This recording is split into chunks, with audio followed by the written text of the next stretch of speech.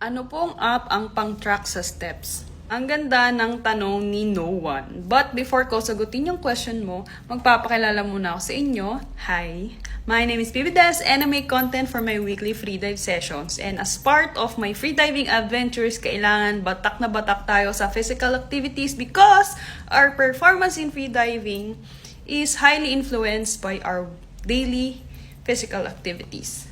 So, ano po yung app na ginagamit ko na pang-track ng steps? I use the Garmin Connect app because I have the Garmin Descent G1 Solar. In order to use the Garmin Connect app, kailangan may Garmin device ka. You can use any Garmin device. I believe that there are affordable Garmin watches. You don't need to buy this specific watch if you just want to track your steps. This is because ang watch na to ay intended for freediving for measuring the depth pag lumalalim ka sa ilalim ng tubig.